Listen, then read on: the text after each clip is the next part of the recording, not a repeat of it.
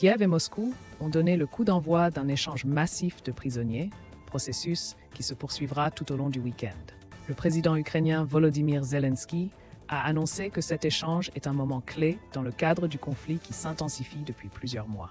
L'objectif est de ramener chez eux un maximum de soldats et de civils capturés. Les médias ont rapporté que cet échange est considéré comme l'un des plus importants depuis le début de la guerre. De nombreux témoignages émergent, notamment celui d'une mère qui exprime son impatience de retrouver son fils, tandis que d'autres familles attendent des nouvelles de leurs proches. Cet événement est d'autant plus significatif que les relations entre la Russie et le Vatican sont tendues, et certaines actions de l'Église catholique ont suscité des controverses au Kremlin.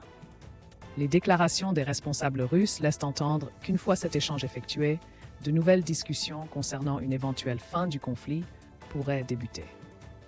Les retombées de cet échange pourraient influencer les négociations futures et changer la dynamique des rapports entre les deux pays. Dans un contexte où la guerre semble ne pas vouloir prendre fin, cet événement soulève des espoirs de réconciliation et de paix, bien que des doutes persistent. De nombreux observateurs internationaux suivent l'évolution de cette situation avec attention, s'interrogeant sur la suite des événements.